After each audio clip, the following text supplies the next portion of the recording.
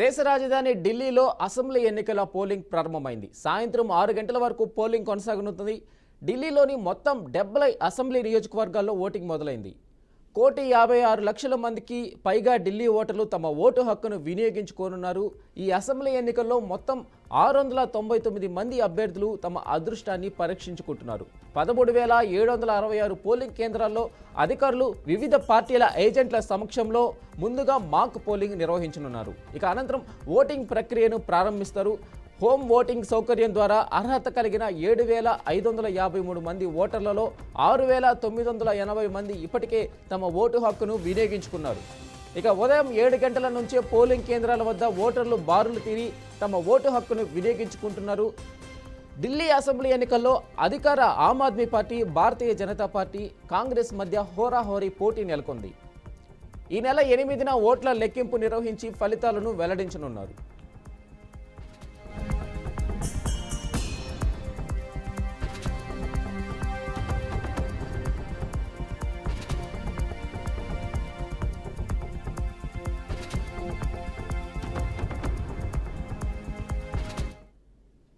ఇక ఢిల్లీ ఎన్నికలకు సంబంధించి మరింత అప్డేట్స్ మా మేనేజింగ్ ఎడిటర్ చిదంబరెడ్డి అందిస్తారు. చిదంబరెడ్డి గారు చెప్పండి.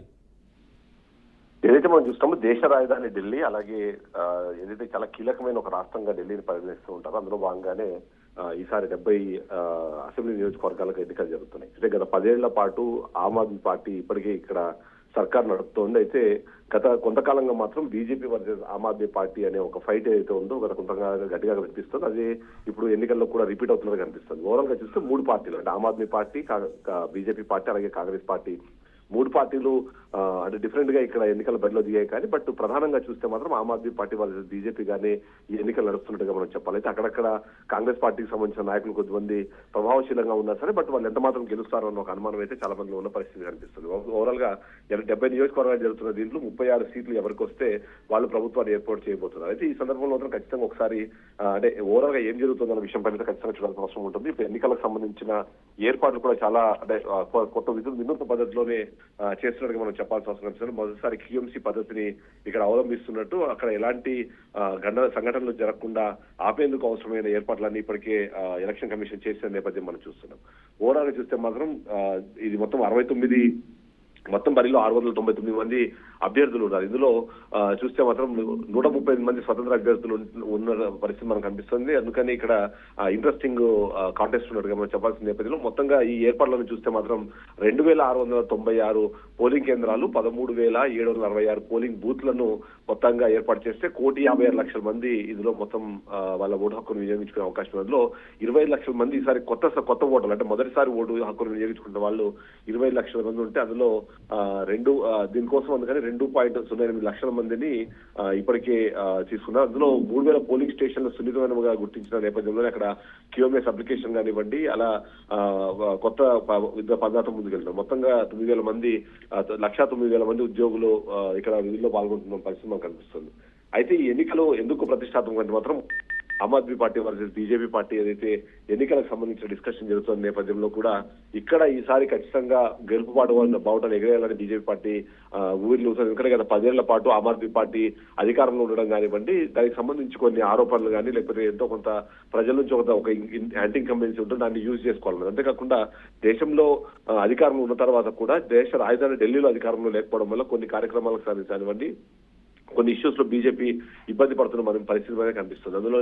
అందుకని చాలా కీలకంగా ఈసారి ఎన్నికలు తీసుకున్న పరిస్థితుల్లో ఒకసారి ఆమ్ ఆద్మీ పార్టీకి సంబంధించి గమనిస్తే ఆమ్ ఆద్మీ పార్టీ కొన్ని ప్లస్లు కొన్ని మైనస్లు అయితే మనకు కనిపిస్తుంది. ప్లస్లు అందులో ముఖ్యంగా ఏదైతే 10 ఏళ్ల పాటు అధికారంలో ఉండడంతో మరొకసారి అధికారంలోకి రావాలని లక్ష్యంగా పెట్టుకుని ముందుకు వెళ్లే క్రమంలో కూడా ఏదైతే బీజేపీ పార్టీ కేంద్ర ప్రభుత్వంలో అవలంబిస్తున్న కార్యక్రమాలు కానివ్వండి, లేకపోతే అక్కడ అవలంబిస్తున్న విధానాలకు సంబంధించి వ్యతిరేకించే క్రమంలో రాహుల్ గాంధీ కన్నా ఆమ్ ఆద్మీ పార్టీకి సంబంధించిన అరవింద్ కేజ్రీవాల్ ఎక్కువగా మనకు కనిపిస్తుంటారు. అందుకనే ఈసారి కూడా మరొకసారి అది రావాలనే పరిస్థితి మనకు. అంతేకాకుండా ఈసారి అతిశీమరులైన మరొకసారి సీఎం అభ్యర్థిగా ఉన్న నేపథ్యంలో మరొకసారి గెలవడం ఈజీ అనేది. అంతేకాకుండా ఎక్కువ శాతం మహిళా ఓటర్లకు సంబంధించి మహిళల అంశాలు పాజిటివ్ ఉన్న నేపథ్యంలో మరొకసారి అతిశీని సీఎం అభ్యర్థిగా ప్రకటించి ముందుకెళ్లిన నేపథ్యంలో ఇంకా అరవింద్ కేజ్రీవాల్ కానివ్వండి, మనోజ్ సిసోడియా లాంటి ఆమ్ ఆద్మీ పార్టీకి సంబంధించిన నేతలందరినీ ఓవైపు సిబిఐ, ఈడీ కేసులు, ఐటీ దాడులతో బెంబేలెత్తిస్తున్న నేపథ్యంలో అవన్నీ కూడా ఇవాళ దేశవ్యాప్తంగా ఉన్న ప్రజలతో పాటు ఢిల్లీ ఉన్న ప్రజలు కూడా దాని వైపు సానుకూలంగా ఉన్నారు. అది ఖచ్చితంగా ఓట్లను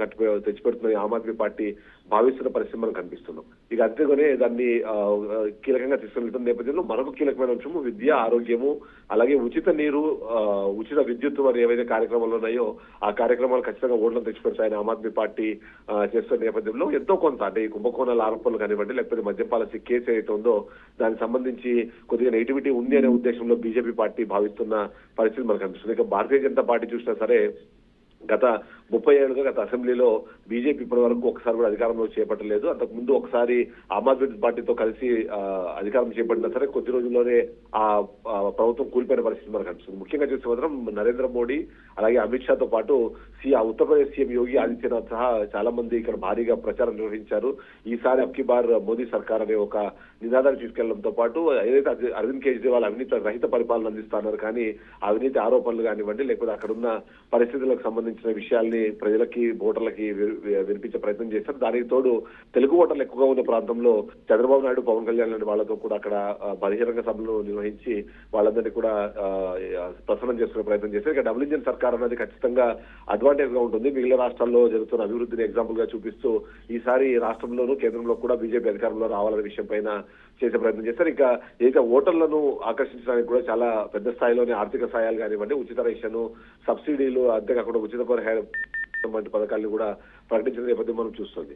ఇక కాంగ్రెస్ పార్టీ ఇక్కడ ఉంది అన్న విషయానికి జస్ట్ ఒకసారి చూస్తే మాత్రము గతంలో షీలా దీక్షిత్ అధికారంలో ఉన్నప్పుడు కామన్వెల్త్ గేమ్లకు సంబంధించిన అవినీతి ఆరోపణలు కానివ్వండి, ఆ తర్వాత ఒక్కసారి కూడా ప్రభావవంతంగా ఇక్కడ పనిచేయని పరిస్థితుల్లో గత 2 ఎన్నికల్లోనూ కాంగ్రెస్ అక్కడ ధైర్యంగా ఓడిపోయిన పరిస్థితుల్లో ఈసారి తన బలాన్ని పునరుద్ధరించుకోవాలి, ముఖ్యంగా సీట్లతో పాటు ఓట్ల శాతం కూడా పెంచుకోవాలనే ప్రయత్నము బీజేపీ పార్టీకి సంబంధించిన కేంద్ర ప్రభుత్వంలో అధికారం ఉన్న పరిస్థితి కానివ్వండి, ఇవాళ ఇక్కడ ఏదైతే ఆమ్ ఆద్మీ పార్టీ గత 10 ఏళ్ల నుంచి చేసిన పాలనలో ఉన్న తప్పులన్నింటినీ చూపిస్తూ అది కూడా అడ్వాంటేజ్ పొందే ప్రయత్నం అయితే చేస్తున్నామని చెప్పాలి. ఆ కారణంగా మరొకసారి ఇక్కడ పట్టు నిలుపుకొని కాంగ్రెస్ పార్టీ ప్రయత్నిస్తుంది, కానీ బట్ ఎంత మాత్రం అది ఉపయోగపడుతుంది అన్నదైతే ఖచ్చితంగా చూడాల్సిన అవసరం అయితే మనకు కనిపిస్తుంది. ఓవరాల్ గా మాత్రం ఈ అంటే దాదాపుగా ఇంతమంది ఓటర్లు, అంతేకాకుండా కొద్దిగా అర్బన్ ఓటర్స్ కావడంతో కూడా ఇక్కడ వాళ్ళు ఎలాంటి అభిప్రాయాన్ని వ్యక్తం చేస్తారు, ఎవరికి ఓటు వేస్తారన్న విషయం పైన అయితే దేశవ్యాప్తంగా చాలా ఇంట్రెస్టింగ్ గా చూస్తున్న పరిస్థితి మనకు కనిపిస్తుంది. ఇందులో మాత్రం ఖచ్చితంగా కొన్ని హాట్ సీట్లు ఉన్నాయి. అందులో ముఖ్యంగా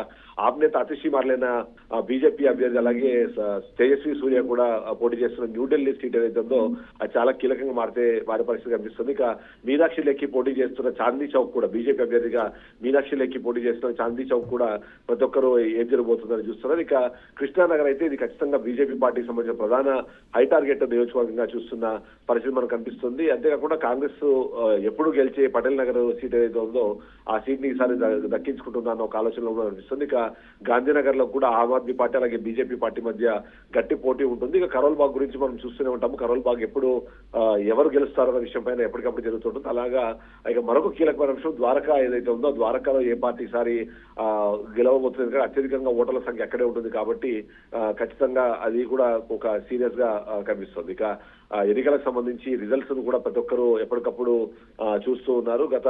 గతంతో పోలిస్తే గత ఎన్నికల నేపథ్యంలో మనం చూస్తే కేవలం 62% ఓటింగ్ నమోదైన నేపథ్యంలో ఈసారి ఆ ఓటింగ్ శాతాన్ని పెంచాలనే ఉద్దేశంతో ఎలక్షన్ కమిషన్ పనిచేసింది. ఈసారి 65 నుంచి 70% పోలింగ్ నమోదయ్యే అవకాశం కనిపిస్తుంది. ఇంకా కీలకంగా చూస్తే ఇప్పటికే కీలకమైన నేతలందరూ వాళ్ళ ఓటు హక్కును కూడా వినియోగించుకుంటారు. ముఖ్యంగా రాహుల్ గాంధీతో పాటు కేంద్ర మంత్రులు అలాగే అతిశీ కూడా ఇప్పటికే ఓటు హక్కును వినియోగించుకున్నారు. ఇక మనోజ్ సిసోడియా అంటే మాజీ ఉప ముఖ్యమంత్రిగా పనిచేసిన మనోజ్ సిసోడియా కూడా ఇప్పటికే తన ఓటు హక్కును వినియోగించుకున్నారు. ఓవరాల్ గా చూస్తే మాత్రం ఖచ్చితంగా ఢిల్లీ ఎన్నికల ప్రభావం అనేది దేశవ్యాప్తంగా ఉన్న అన్ని పార్టీల పైన, ముఖ్యంగా ప్రజలపైన పడే అవకాశం ఉంది. కాబట్టి ఈసారి ఎలా అయినా ఇక్కడ పట్టు నిలుపుకోవాలని ఆమ్ ఆద్మీ పార్టీ, తద్వారా నేషనల్ పార్టీగా ఎమర్జ్ అవ్వాలనే ఆలోచనలో దీన్ని మరొకసారి పట్టు నిలుపుకోవడం ద్వారా ఆ కళను సాకారం చేసుకోవాలని ఆమ్ ఆద్మీ పార్టీ చూస్తుంటే ఈసారి ఎట్టి పరిస్థితుల్లోనూ బీజేపీ ఇక్కడ తన జెండాను పాతాలని, ఆ జెండాను ఎగరేయాలని ప్రయత్నం చేస్తుంది. తద్వారా దేశవ్యాప్తంగా ఒకటే సిగ్నల్ ఇవ్వాలనే ప్రయత్నం చేస్తోంది. ఆ విషయంగా అయితే బీజేపీ పార్టీ కూడా ముందుకెళ్తున్నట్టుగా మనం చెప్పాలి. వెంకట్ అయితే చిదంబరం చెప్పండి, అయితే 2013 వరకు అధికారంలో ఉన్న కాంగ్రెస్ ఇప్పుడు 3వ స్థానానికి పరిమితమైంది. అయితే బీజేపీ ఆమ్ ఆద్మీ పార్టీకి పోటీ ఇచ్చే స్థాయికి వచ్చింది. అంటే కాంగ్రెస్ మరీ ఇంత దిగజారడానికి ముఖ్యమైన కారణాలు ఏంటి? అంటే రెండో ప్లేసు ఆమ్ ఆద్మీ పార్టీతో బీజేపీ పోటీ పడడానికి కారణాలు ఏంటి? అక్కడ ఏం కనిపిస్తుంది అంటే కూటమి ఇండియా కూటమిలో నేతలు కొంతమంది ఈ మధ్య మాట్లాడడం కూడా చూసాం మనం. ఆప్ పార్టీకి మద్దతు ఇస్తే కనుక బీజేపీని ఓడించడం ఈజీ అవుతుంది ఆప్ పార్టీకి. సో బీజేపీని ఓడించడం మన లక్ష్యం కాబట్టి ఆమ్ ఆద్మీ పార్టీకి మద్దతు ఇవ్వాలని కూడా ఇండియా కూటమిలోని కొంతమంది నేతలు కూడా మాట్లాడడం జరిగింది. దీన్ని ఏ విధంగా చూడొచ్చు మనం?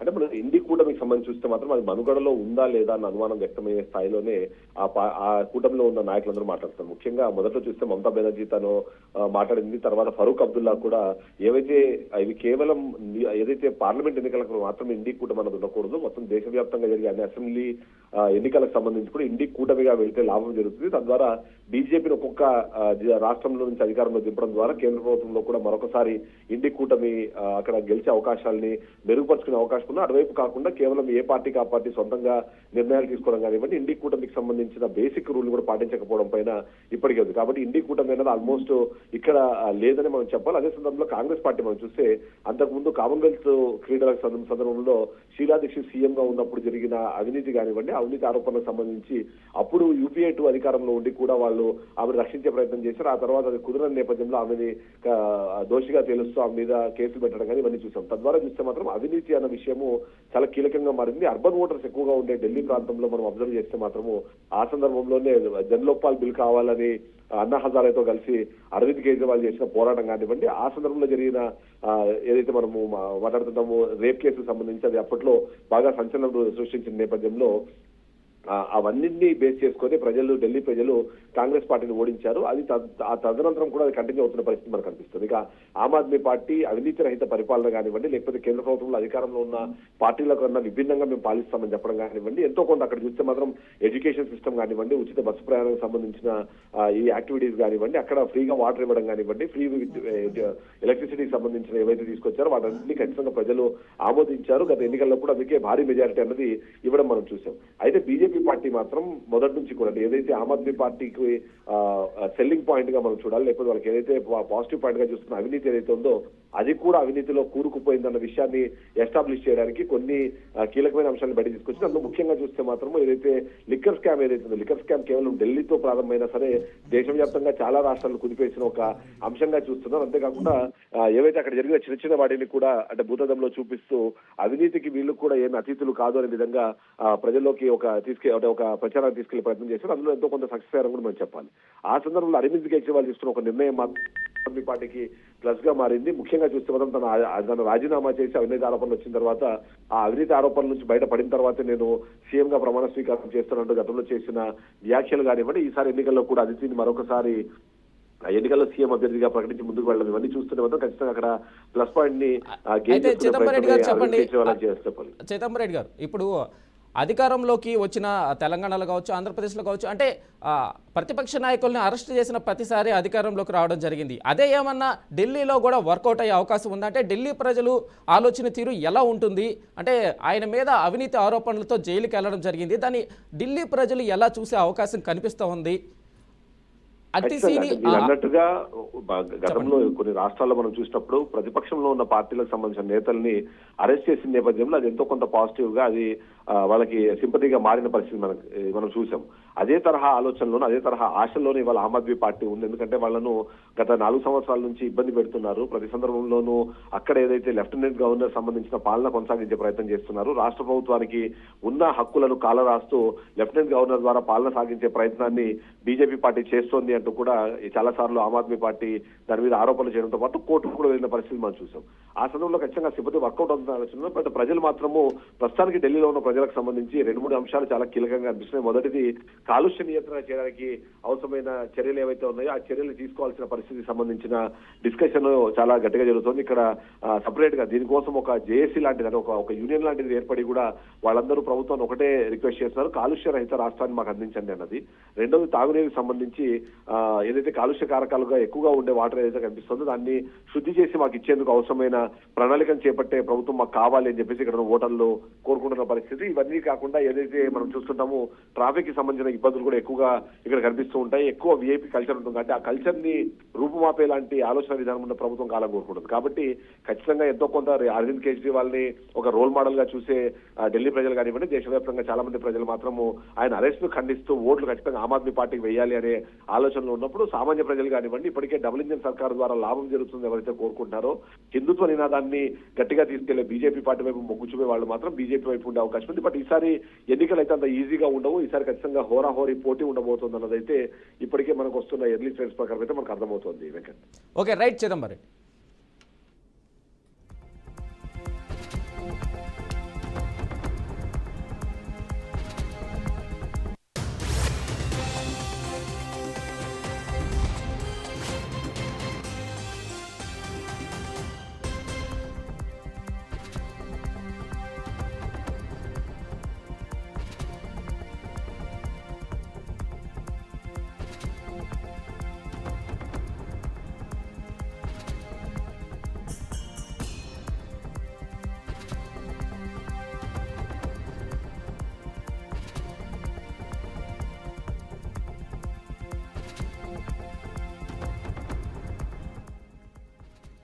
ఇక దేశ రాజధాని ఢిల్లీలో అసెంబ్లీ ఎన్నికల పోలింగ్ ప్రారంభమైంది. సాయంత్రం 6 గంటల వరకు పోలింగ్ కొనసాగనుంది. ఢిల్లీలోని మొత్తం 70 అసెంబ్లీ నియోజకవర్గాల్లో ఓటింగ్ మొదలైంది. 1,56,00,000 మందికి పైగా ఢిల్లీ ఓటర్లు తమ ఓటు హక్కును వినియోగించుకోనున్నారు. ఈ అసెంబ్లీ ఎన్నికల్లో మొత్తం 699 మంది అభ్యర్థులు తమ అదృష్టాన్ని పరీక్షించుకుంటున్నారు. ఇక 13,766 పోలింగ్ కేంద్రాల్లో అధికారులు వివిధ పార్టీల ఏజెంట్ల సమక్షంలో ముందుగా మాక్ పోలింగ్ నిర్వహించారు. అనంతరం ఓటింగ్ ప్రక్రియను ప్రారంభించారు. ఇక హోమ్ ఓటింగ్ సౌకర్యం ద్వారా కూడా అర్హత కలిగిన 7,553 మంది ఓటర్లలో 6,980 మంది ఇప్పటికే తమ ఓటు హక్కును వినియోగించుకున్నారు. ఉదయం 7 గంటల నుంచే పోలింగ్ కేంద్రాల వద్ద ఓటర్లు బారులు తీరి తమ ఓటు హక్కును వినియోగించుకుంటున్నారు. ఢిల్లీ అసెంబ్లీ ఎన్నికల్లో అధికార ఆమ్ ఆద్మీ పార్టీ, భారతీయ జనతా పార్టీ, కాంగ్రెస్ మధ్య హోరాహోరీ పోటీ నెలకొంది. ఈ నెల 8న ఓట్ల లెక్కింపు నిర్వహించి ఫలితాలను వెల్లడించనున్నారు.